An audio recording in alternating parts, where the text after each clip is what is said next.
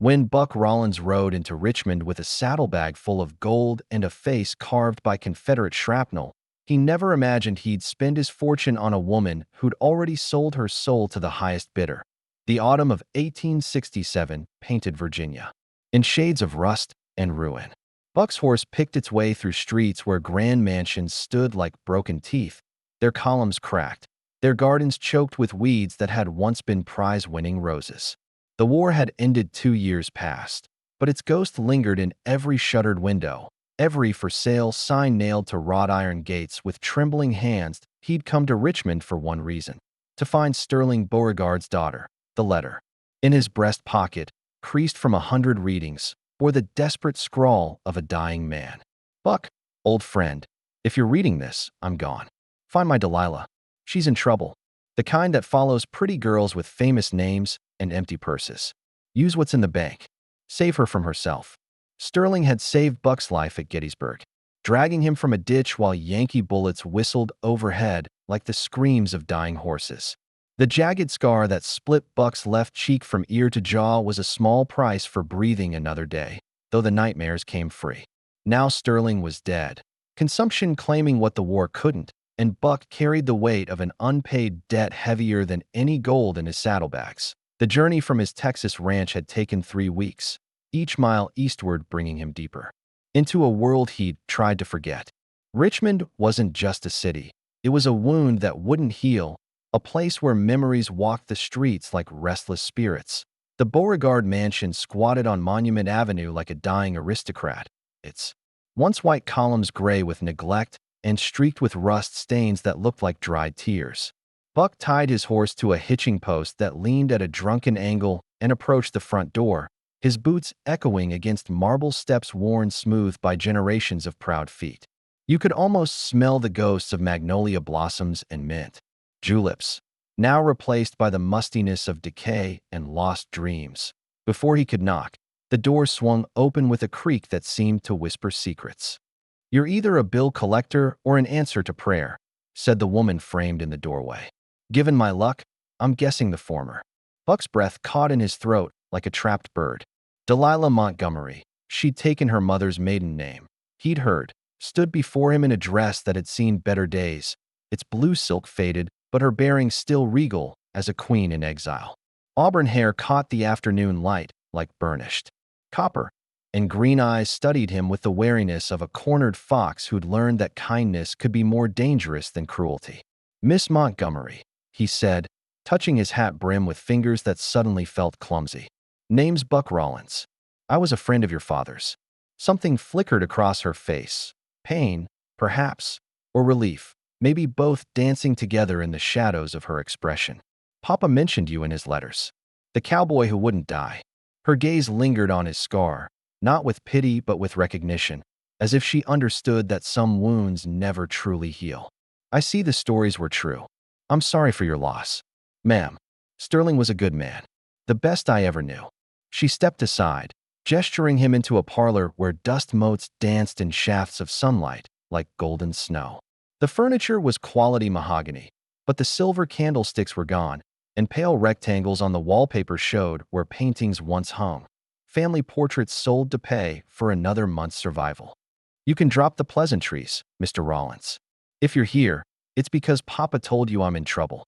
She moved to the window, her silhouette sharp against the light, and Buck noticed how she held herself like a soldier preparing for battle. "The question is, what did he ask you to do about it?"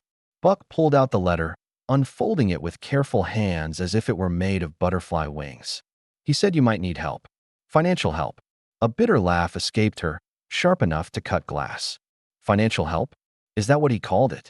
She turned from the window, and Buck saw the steel beneath her Southern Belle facade, the kind of strength that came from surviving when survival seemed impossible. "I'm not in financial trouble, Mr. Rollins. I'm in survival trouble. There's a difference." "I don't follow." "Of course you don't. You're a man." She began pacing, her skirts rustling like autumn leaves caught in a restless wind. "Let me paint you a picture. I'm a 24-year-old unmarried woman with a famous name and a bank account that echoes. I have 3 choices: marry well, marry poorly, or find another way to keep food on the table." Buck set his hat on a side table, studying her with the attention he'd once reserved for enemy positions. What way is that? The kind that would make Papa spin in his grave. She stopped pacing, fixing him with a stare that could cut glass and draw blood. I've been corresponding with a gentleman in New York, Montgomery Ashcroft. He's offered me a position.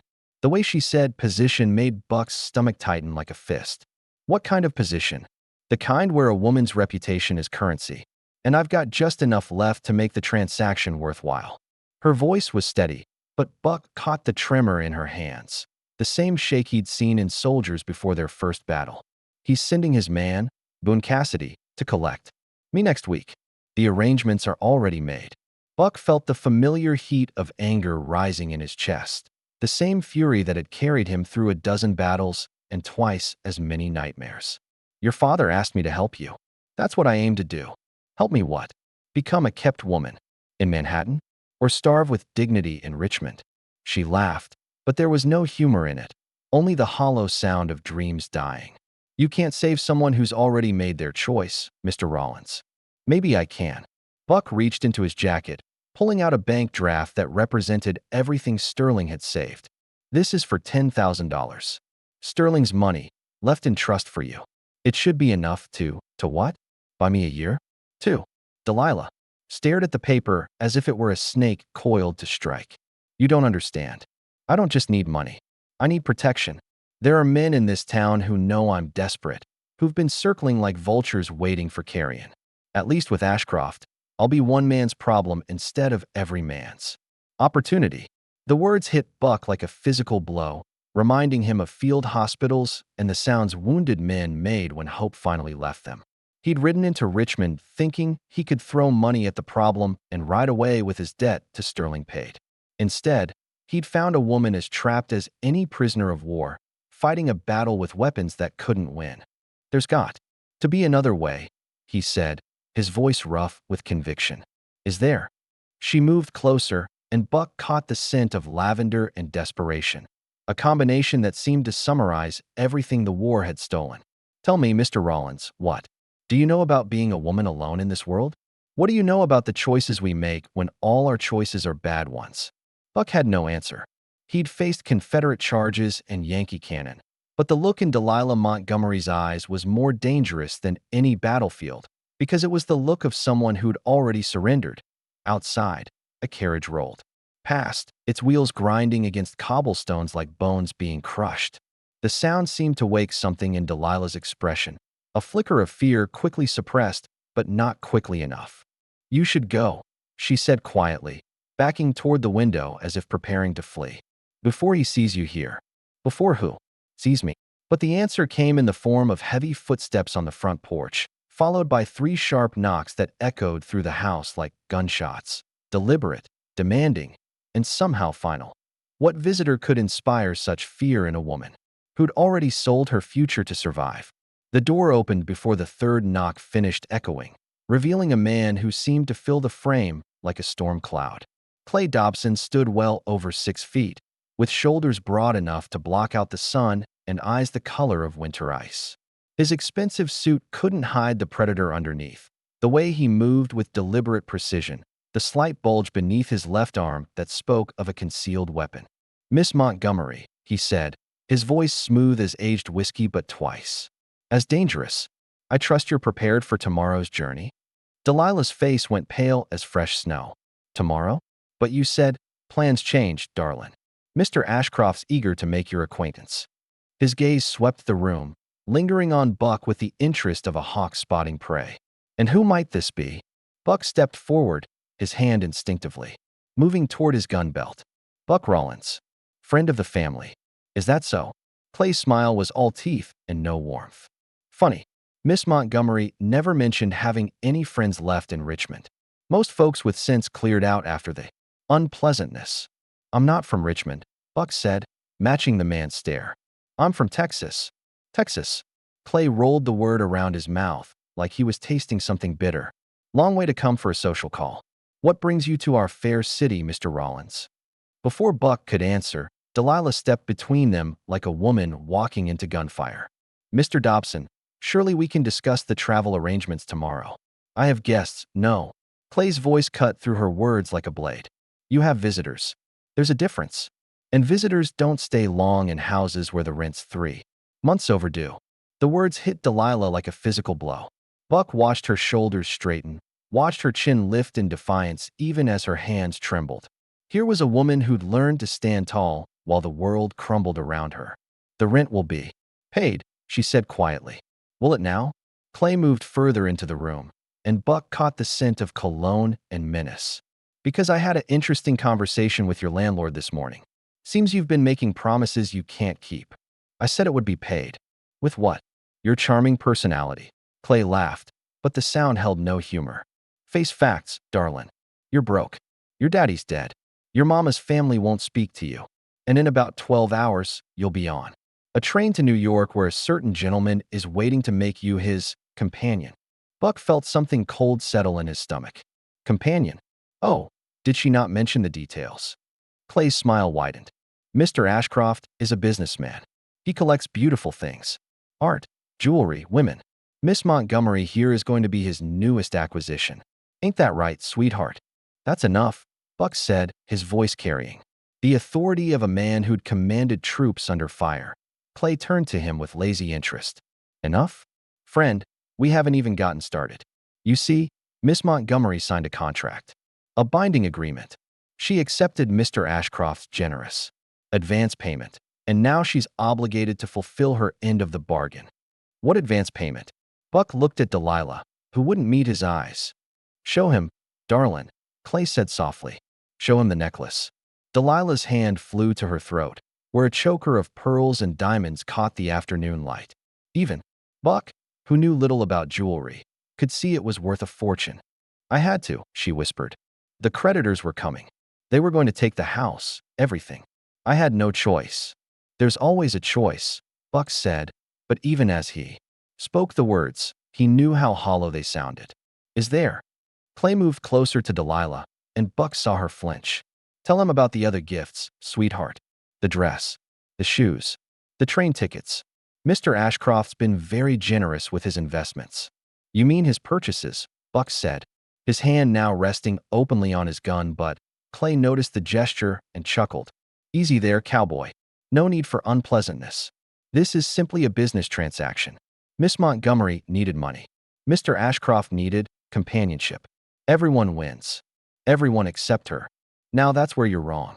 Clay produced a folded paper from his pocket. Miss Montgomery will be well cared for. She'll have a house in Manhattan, servants, a generous allowance.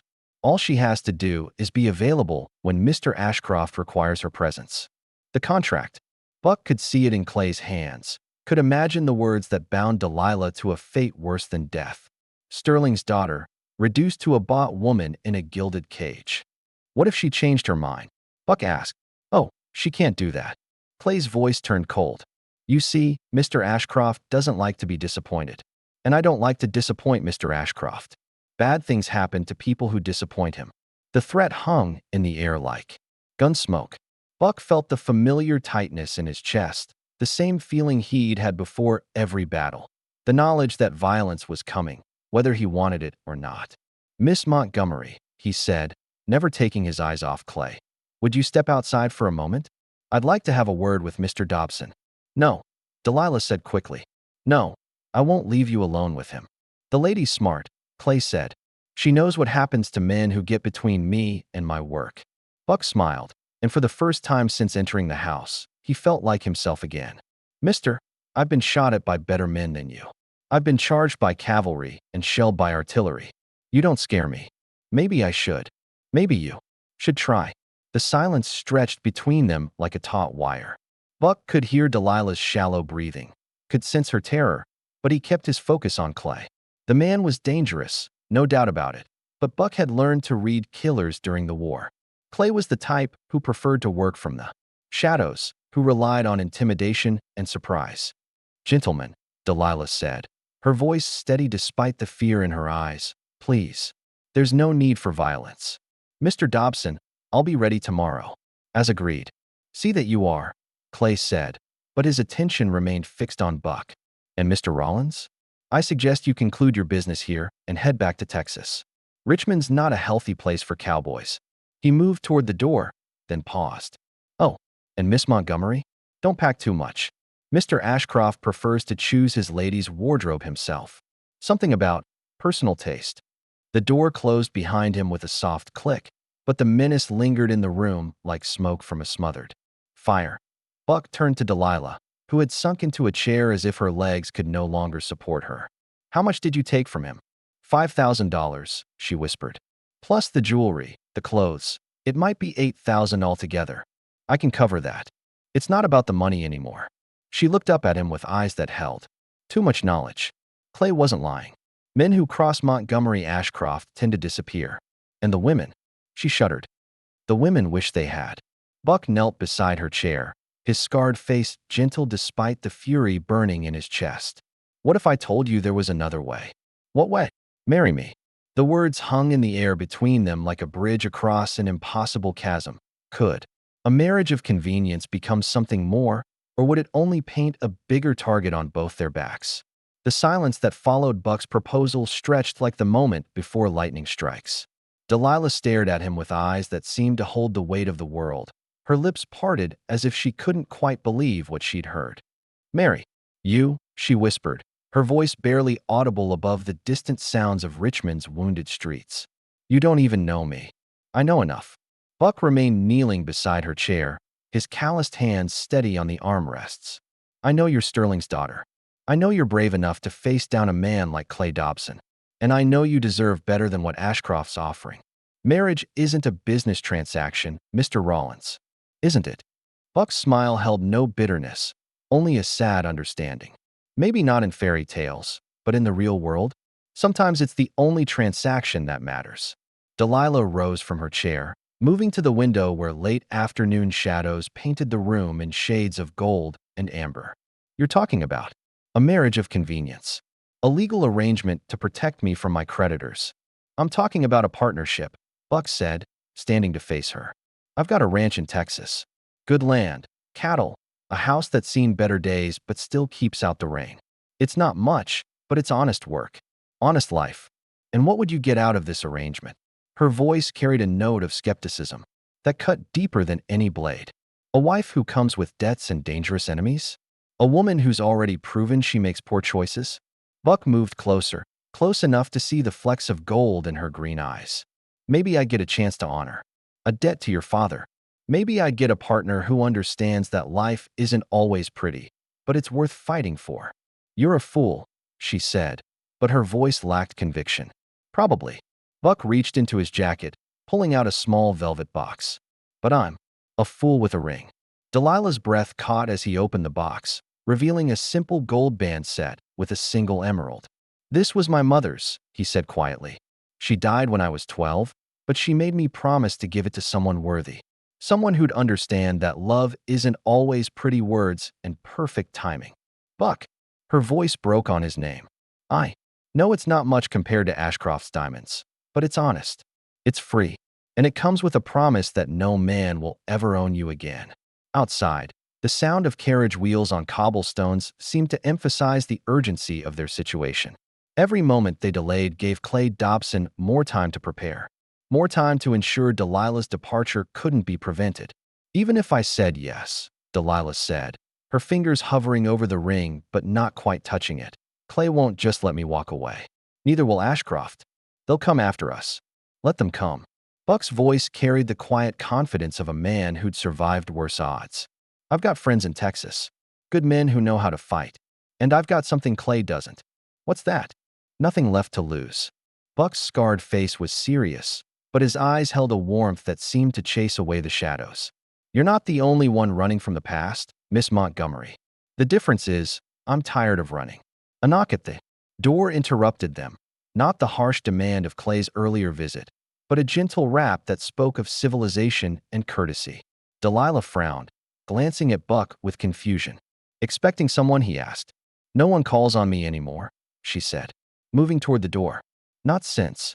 She opened it to reveal a small, elderly man in a well-tailored suit, his silver hair neatly combed and his eyes kind behind wire-rimmed spectacles.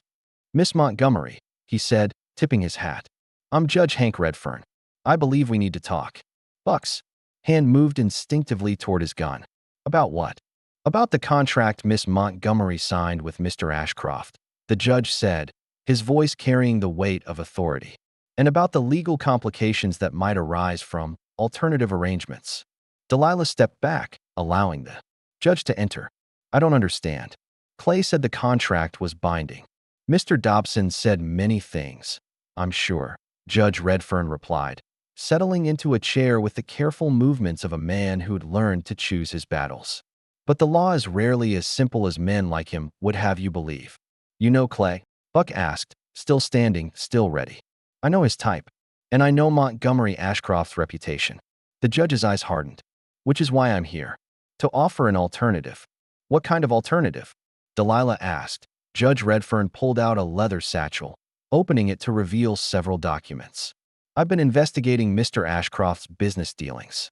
The man has a habit of collecting young women in financial distress, always with contracts that seem ironclad but contain certain vulnerabilities. Buck sat down across from the judge, his attention focused like a hawk watching prey. What vulnerabilities? The contracts are written under New York law, but they're signed in Virginia. There's a question of jurisdiction, for one thing. For another, there's the matter of consideration. Consideration? Delilah looked between the two men. Legal term, Buck explained, means both parties have to get something of value from the agreement. Exactly. Judge Redfern smiled approvingly. And while Mr. Ashcroft is clearly receiving services in exchange for his payments, the question becomes, what is Miss Montgomery actually bound to provide? I don't follow, Delilah said. The contract is vague about specifics, the judge explained. It mentions companionship and availability, but it doesn't define those terms. A good lawyer could argue that Miss Montgomery could fulfill the contract simply by being present at social functions. Nothing more.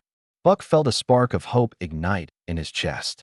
You're saying she could fulfill the contract without compromising her virtue? Precisely. Judge Redfern's smile was sharp as a blade. Of course, Mr. Ashcroft would undoubtedly disagree with such an interpretation, which is where things become interesting. Interesting how? Delilah asked. If Miss Montgomery were to marry before fulfilling the contract, her new husband would become responsible for her debts. But he would also gain certain legal rights regarding her person and property, including the right to renegotiate or challenge existing contracts. The room fell silent except for the ticking of a mantel clock that seemed to count down the seconds until Clay returned. Buck looked at Delilah, seeing understanding dawn in her eyes. You're saying marriage would give me legal standing to fight this? Buck asked. I'm saying marriage would give you options, Judge Redfern replied carefully. Options that a single woman in Miss Montgomery's position simply doesn't have. But there's a catch, Delilah said. There's always a catch. The catch is timing, the judge said. If you're going to do this, it has to be tonight. Once Miss Montgomery is in New York, under Ashcroft's direct control, everything becomes infinitely more complicated. Tonight, Buck repeated. I can perform the ceremony, Judge Redfern said. Quick, legal, binding.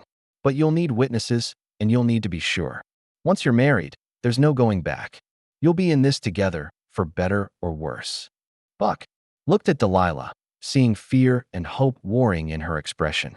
What do you say, Miss Montgomery? Ready to gamble everything on a scarred cowboy and a legal loophole? She looked at the ring still lying open in its velvet box, then at Buck's scarred but honest face, then at the judge who represented her last hope of freedom. I say, she began, then stopped as the sound of approaching hoofbeats echoed through the evening air. Too many horses. Too fast. Too purposeful. I say we may have run out of time, she finished, her voice tight with fear.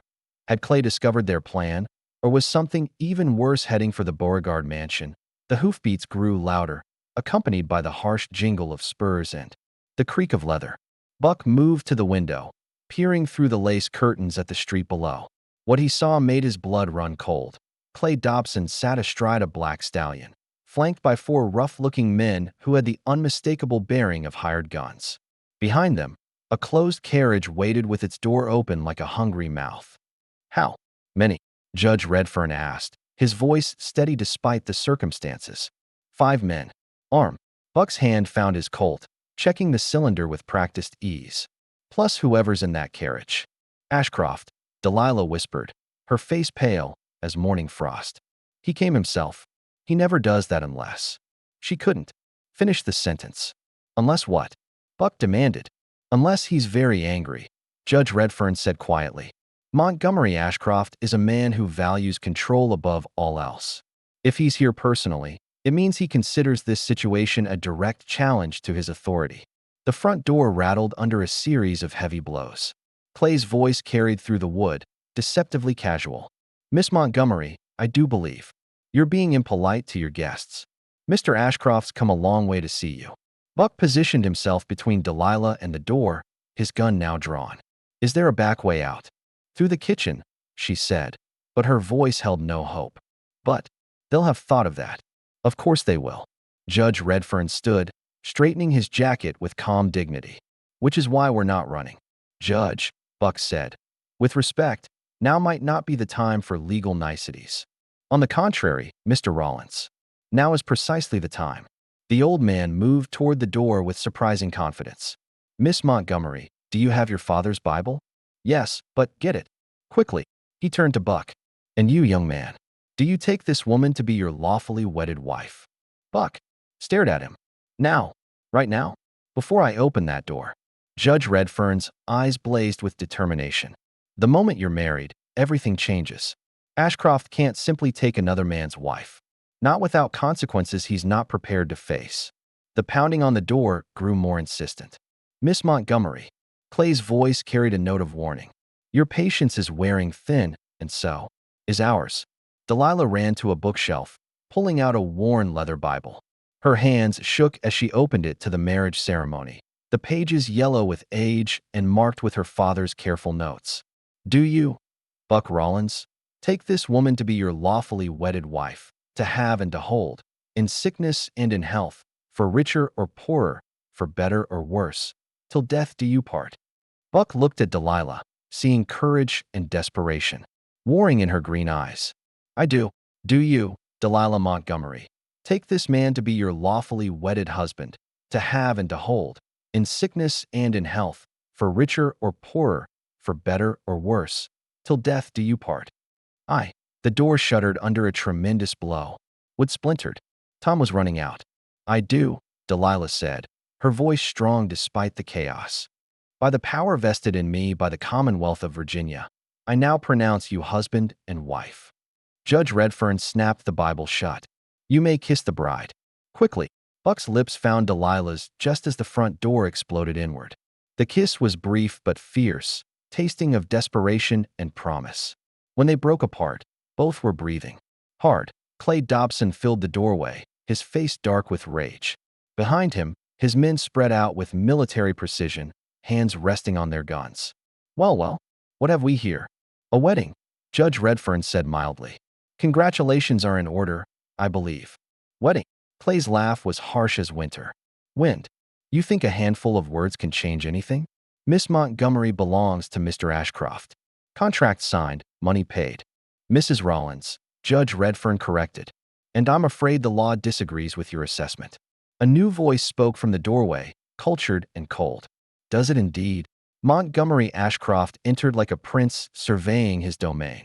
Tall and elegantly dressed, he moved with the confidence of a man who'd never heard the word no and meant it. His pale eyes swept the room, taking in every detail with calculating precision. Mr. Ashcroft, Judge Redfern said with a polite nod. How unexpected to see you in Richmond. Judge Redfern. Ashcroft's smile was all surface politeness. Still, meddling in affairs that don't concern you, I see.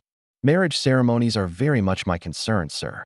I've just had the pleasure of uniting Mr. and Mrs. Rollins in holy matrimony. How convenient. Ashcroft's gaze fixed on Delilah with the intensity of a snake studying a mouse. My dear, you look lovely. Though I must say, this development is rather inconvenient for our arrangement. What arrangement? Buck stepped forward, his hand still resting on his gun. My wife has no arrangements with you. Your wife. Ashcroft's eyebrows rose. How quickly she moves from one man to another. Though I suppose that's to be expected from a woman of her flexible morals. Buck's hand tightened on his gun. Mister, you'd best watch your tongue. Or what? You'll shoot me. Ashcroft seemed genuinely amused. In front of a judge? With 5 armed men behind me? I think not. Try me, Buck said quietly. Something in his voice made Ashcroft's smile falter. The man was used to intimidating desperate women and frightened debtors. He wasn't prepared for someone who'd killed men in war and wouldn't hesitate to do so again. Clay, Ashcroft said without taking his eyes off Buck. Explain to these people the consequences of interfering with my business. Happy to. Clay's gun appeared in his hand with professional speed. See, the thing about contracts is they're binding. Miss Montgomery took my employer's money. She's going to fulfill her obligations, marriage or no marriage. Actually, Judge Redfern said, pulling out a document, I think you'll find that's not the case. You see, I've been reviewing the contract your employer had Miss Montgomery sign. Fascinating document. Full of loopholes. Loopholes. Ashcroft's voice carried a dangerous edge. The contract binds Miss Montgomery to provide companionship in exchange for financial consideration.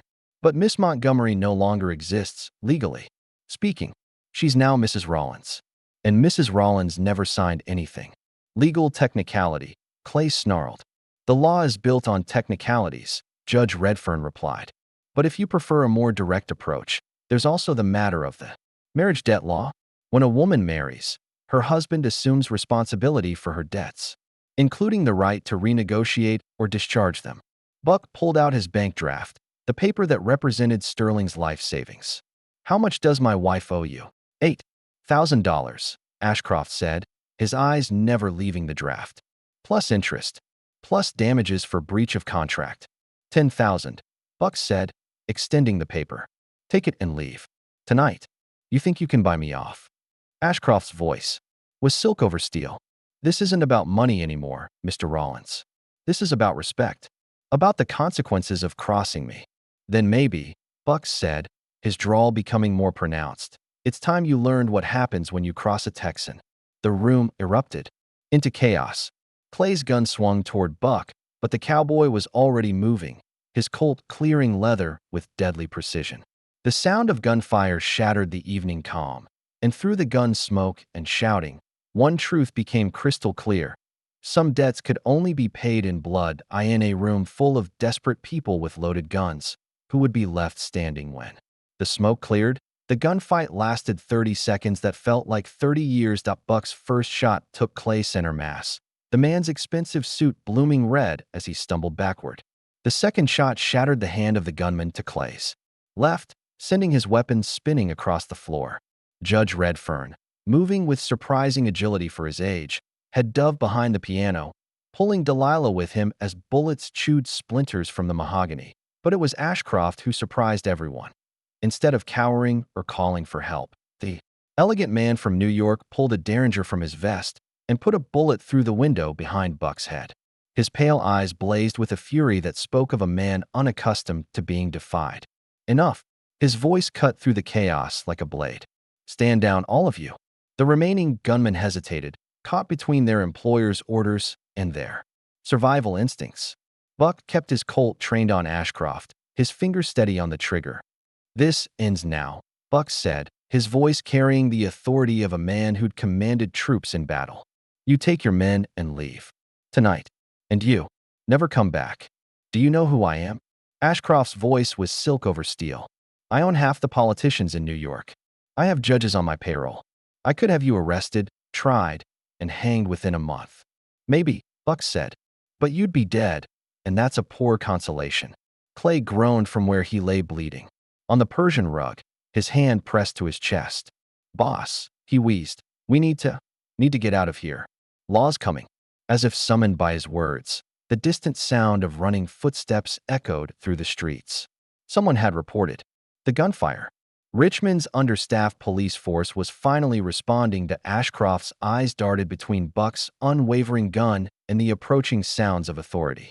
For the first time since entering the room, he looked uncertain. This isn't over, he said. Finally. Yeah, it is. Buck's scarred face was granite hard. Because if you come after my wife again, I won't be so civilized about it.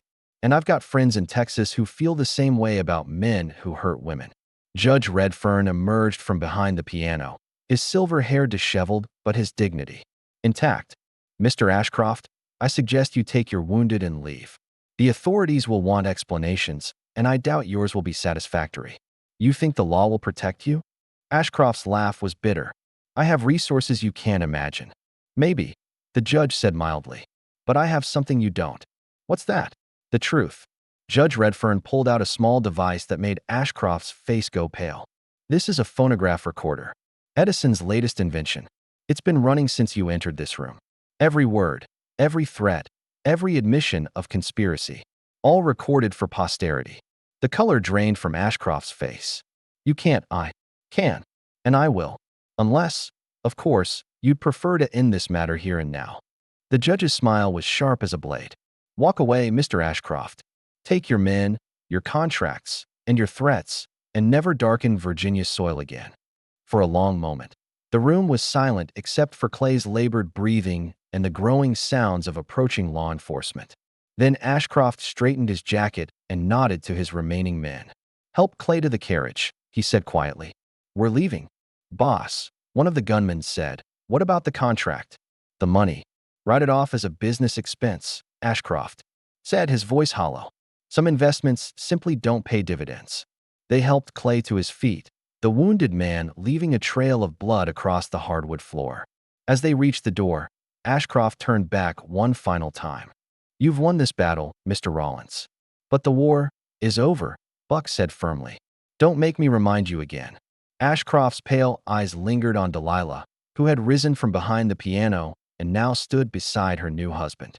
Enjoy your brief happiness, my dear. In my experience, it never lasts. Then he was gone, his footsteps echoing down the front steps. The sound of the carriage departing was the sweetest music Buck had ever heard. Judge Redfern carefully packed away his recording device, his movements deliberate and precise. Well, he said, that was invigorating. Nothing like a good gunfight to remind one why the law exists. Judge, Buck said, holstering his Colt, I can't thank you enough. Don't thank me yet. You've solved the immediate problem, but marriage is a long-term proposition. Are you prepared for what comes next? Buck looked at Delilah, really looked at her for the first time since the chaos began. Her hair had come loose from its careful arrangement, her dress was wrinkled, and there was a smudge of gun smoke on her cheek. She was the most beautiful thing he'd ever seen. I reckon we'll figure it out as we go, he said. Buck, she said softly, are you sure about this? About us? You barely know me. I know you stood up to Clay Dobson, he said, moving closer. I know you were willing to sacrifice everything to save your father's house. I know you're braver than any soldier I ever served with. And I know you're stubborn as a mule, she replied. But her eyes were soft with something that might have been hope. Stubborn enough to marry a stranger to save her from her own mistakes. Maybe we're both stubborn, Buck said, reaching for her hand. Maybe that's what we need. Her fingers intertwined with his, and for the first time in months, Buck felt something he'd almost forgotten. Peace. So what now, she asked. Now we go to Texas, Buck said. You can sell this house, use the money to start fresh. We'll build something new together. Something that's ours. A ranch. A home, he corrected. A place where the past can't reach us. Judge Redfern cleared his throat. Not to interrupt this touching scene, but the police will be here shortly. I suggest you both prepare your statements. Self-defense is a recognized legal principle, but it helps to have the story straight. As if summoned by his words, heavy footsteps echoed on the front porch. Buck squeezed Delilah's hand. Together, he asked. Together, she agreed. 6 months later, Buck stood on the porch of his Texas ranch, watching the sun set over land that stretched to the horizon. The house had been expanded, the garden replanted, and the future looked brighter than it had in years. Delilah emerged from the kitchen, her hair catching the golden light. She'd traded her silk dresses for practical cotton, her pearls for simple gold, and her desperation for something that looked remarkably like happiness. Buck, she said, settling beside him on the porch swing. Do you ever regret it? Taking on a broken-down Richmond belle and her mountain of troubles. Never, he said, and meant it. Sterling asked me to save his daughter. I didn't know I'd be saving myself in the process. She leaned against his shoulder, and Buck caught the scent of lavender and hope, a combination that summarized everything they'd built together. In the distance, a mockingbird sang from the roses that now bloomed where once there had been only Thorns. Well, friends, that's the tale of how a scarred cowboy and a desperate belle found love in the shadow of war. Sometimes the greatest battles are fought not with guns and glory, but with hearts and hope. If this story moved you, don't forget to like and share it with others who believe that true love can bloom even in the darkest soil. And comment below, where are you watching from today?